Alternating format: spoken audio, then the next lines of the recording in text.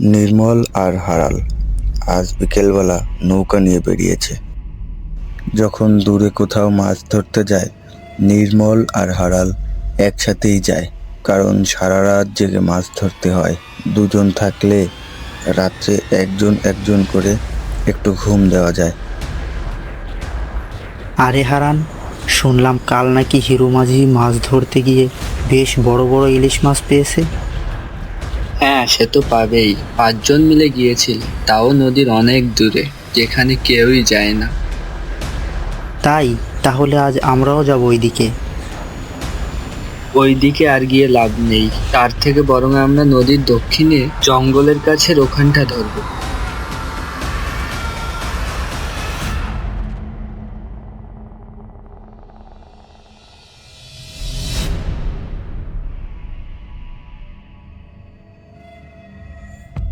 এক সময় তারা নৌকা নিয়ে এখানে পৌঁছে গেল। চারিদিকে জঙ্গল, মাঝখান দিয়ে নদীটা চলে গেছে। রাত্রে এই জায়গাটা আরো যেন ভয়ঙ্কর। ওরা গল্প করতে করতে মাছ ধরতে লাগলো। মাছও ভালোই পাচ্ছে এখানে। আরে হারান, এখানে তো ভালোই মাছ উঠছে। হ্যাঁ, মনে হচ্ছে 1 সপ্তাহ নদীতে নামতে হবে না। ভালোই হলো। ভাবছি কাল সকালে আড়তে মাছ দিয়ে কিছু টাকা অগ্রিম নিব। কেন, কি করবে? ভাবছি এবার বাড়িটা ভালো করে পাকা করব। আরে ঝড় বৃষ্টি কিছুই নেই, ডালটা কেমন ভেঙে গেল দেখ। সেটাই ভাবছি।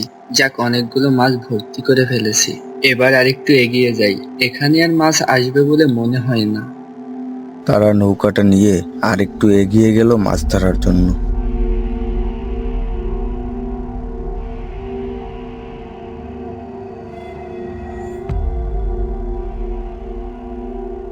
তখন তারা দেখতে পারল নদীর ধারে একটি নৌকা লাগানো আছে। তারা দেখলো নৌকার উপরে জালটা পড়ে আছে, হারিকেনটা উল্টে পড়ে আছে। তারা এদিক ওদিক তাকাতে লাগলো, কিন্তু কাউকে দেখতে পেল না।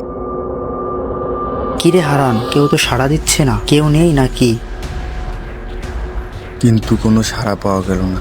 তারা নৌকাটা নদীর পাড়ের দিকে নিয়ে যেতে লাগলো। তারা দেখলো নৌকার উপরে জালটা পড়ে আছে, হারিকেনটা উল্টে পড়ে আছে। তারা এদিক ওদিক তাকাতে লাগলো, কিন্তু কাউকে দেখতে পেল না। কি ব্যাপার বলতো হারান, মাছ ধরা জালটাও ভিজে আছে, মনে হচ্ছে কিছুক্ষণ আগেও মাছ ধরেছে। হ্যাঁ, আর দেখো ঝুড়িতে মাছও আছে। তাহলে মাঝি গেল কোথায়? চল হারান, ব্যাপারটা ভালো ঠেকছে না, এখান থেকে চলে যাই। ঠিক বলেছো। তারা নৌকাটা ঘোরাতে যাবে, এমন সময় জঙ্গলের ভিতর থেকে একটা আর্তনাদের আওয়াজ আসতে লাগলো। তাহলে কি মাঝি বিপদে পড়েছে?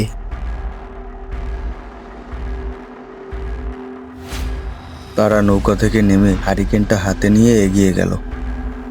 কি ব্যাপার বলতো, কাউকে তো দেখতে পাচ্ছি না। কিন্তু আওয়াজটা তো শুনতে পেলাম। চল হারান, এখান থেকে চলে যাওয়াই ভালো। ঠিক বলেছো, চলো এখান থেকে চলেই যাই। তারা পিছন ফিরতেই আবার সেই আওয়াজটা শুনতে পেল।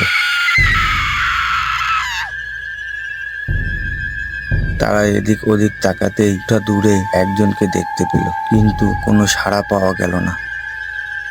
তাকে দেখে তারা ভয়ে চিৎকার করে ছুটতে লাগলো। ছুটতে ছুটতে এই নৌকার দিকে যেতে লাগলো। গাছের উপর তাকাতেই তারা দেখলো গাছের উপর একটা লাশ। এর পিছনে এসে বিকট আওয়াজ করে তাদের মাথায় আঘাত করলো।